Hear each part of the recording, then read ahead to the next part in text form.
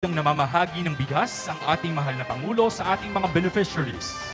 Good news po sa ating lahat mga kababayan dahil si Pangulong Marcos ay namigay ng bigas. Ito ang bigas na galing sa mga nakuha sa mga smuggler mga kababayan po natin na intercept ng ating Bureau of Customs mula doon sa mga illegal na pinasok na bigas sa ating bansa.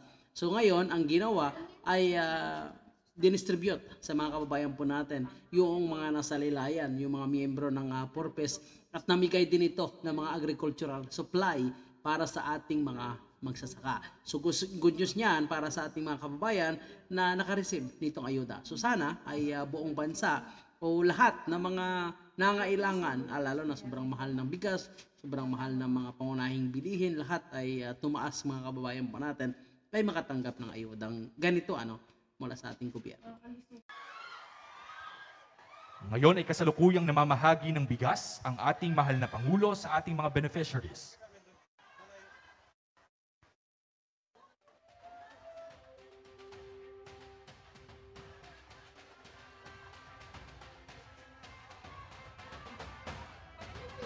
Ayun, good news po yan mga kababayan. Marami ang nabigyan ng bigas, so sana all. Dahil sa sobrang mahal ng bigas ngayon, napakaswerte itong mga beneficiaries na nakareceive ng bigas mula sa ating Pangulo, mga kababayan.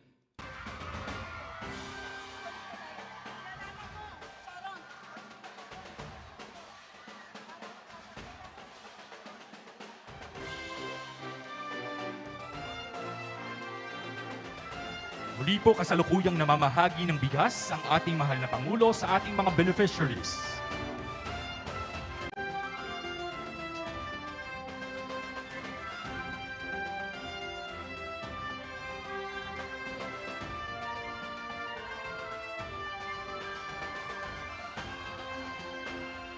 Mula naman sa High Value Commercial Crops Development Program, kay Ginoong Roberto G. Bataclan bilang representative ng samahan na nagkakaisang maggugulay.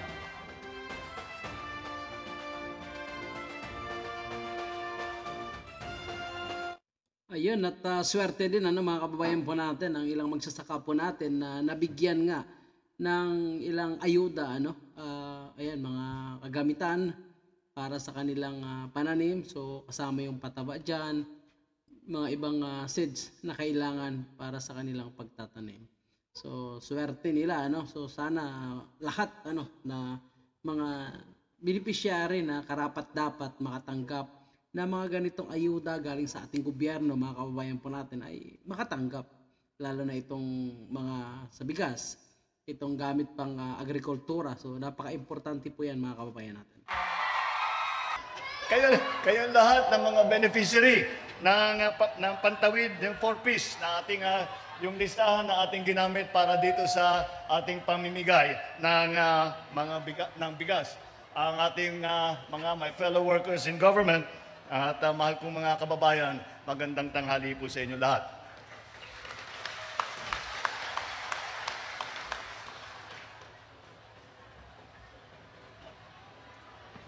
Bilang Pangulo at bilang kalihim ng kagawaran ng agrikultura, nais kong bigyan diin ang aming hangarin na mas masaganang buhay. Kaya naman, at alam niyo po, nung nandito tayo, nagrarally, anong pinag-usapan namin? Anong pinag-usapan ko? Ang pinag-usapan ko ay kailangan ayusin natin ang problema sa agrikultura. Ngayon, sa agrikultura, ang kailangan ninyong gawin, ang kailangan namin gawin ng pamahalaan, ay pagandahin ang produksyon, pagandahin ang ani, at tulungan ang pag-process ng mga produkto ng agrikultura. Yun ang isang panig doon sa problema na yan. Ngunit may kabilang panig din yan. Kailangan din namin na higpitan ang pagbantay sa illegal na importation ng lahat ng agri-products. Kaya yan ang aming ginawa at binigyan ko ng instruction ng Bureau of Customs at sabi ko sa kanila, imbestigahan ninyo na mabuti at hanapin ninyo ang mga illegal importers, ang mga smuggler ng bigas. Dahil ganito po ang nangyayari. Kaya nagkaganyan, alam niyo po, nung nagtaasan ang presyo ng bigas, ay tinitignan namin saan nanggagaling ito. Hindi naman nagkulang ang supply. Hindi naman nagpa-panic buying ang mga Pilipino. So bakit aakyat ang presyo? At natuklasan namin, ang nangyayari talaga, yung tinatawag na hoarding. Tinatago nila, magsasmuggle sila ng bigas, tinatago nila para tumaas ang presyo bago nilang bitawan para pagkitaan nila yung malaking halaga. Kaya sabi ko, hindi dapat mangyari yun dahil hindi naman tama. Dahil pinahihirapan ng taong bayan para lang kumita, para lang magpayaman. Naghihirap na nga lahat, tapos ganyan ang gagawin pa.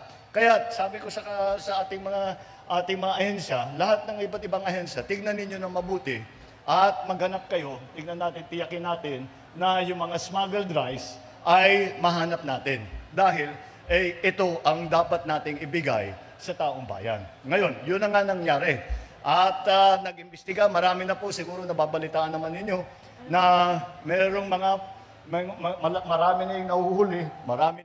So yan po mga kababayan po natin. Ito na nga yung mga nahuling bigas mula sa smuggler na na-intercept ng ating Bureau of Customs mga kababayan po natin. Ito na ang pinamimigay ngayon ng ating gobyerno para doon sa mga kababayan po natin na mga beneficiaries o karapat-dapat na maka-receive nito.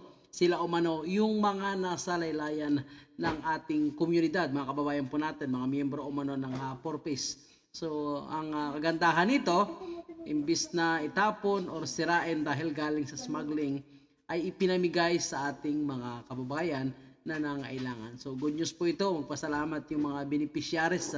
So sana lahat yan, buong Pilipinas sana makareceive at hindi yung ilang selected na bayan or lungsod lamang mga kababayan po natin. Kasi gaya niyan, sobrang mahal ngayon ng bigas. At ayon kay Pangulong Marcos, ang problema naman umano talaga ay wala sa supply. Marami umano tayong supply ng bigas, mga kababayan po natin. Ang problema lang kasi hino-hoarding umano.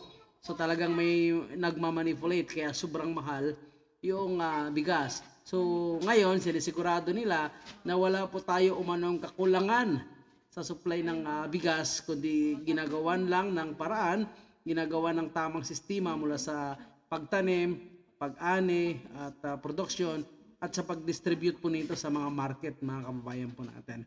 So sana at totoo rin ang sinasabi ng ating Pangulo, marami pa rin umano sa mga kababayan natin ang umaasa sa benting bigas. At ayon kay Pangulong Marcos ay ito umano ay maabot pa rin. So posible pa rin umano na magkaroon ng benting bigas. So siguro malamang sa mga kadiwa yan mga kababayan po natin kung magkaroon man ng bagsakan ng tig-20 ang kilo ng bigas. Pero siguro sa mga commercial, sa mga retailer siguro mukhang mahirap mga kababayan po natin. So titingnan na lang natin kung paano nga ba mapa-implement ni Pangulong Marcos yung sinasabi niya o yung pangako niya ba o yung parang sinasabi niya na kayang abutin o pangako o pangarap na tagbibenting bigas mga kababayan po natin. So yan po yung ating abangan kung talagang kaya yan ng ating Pangulong Marcos. Sa ngayon, congratulations sa mga naka-receive nitong ayuda mula sa ating gobyerno.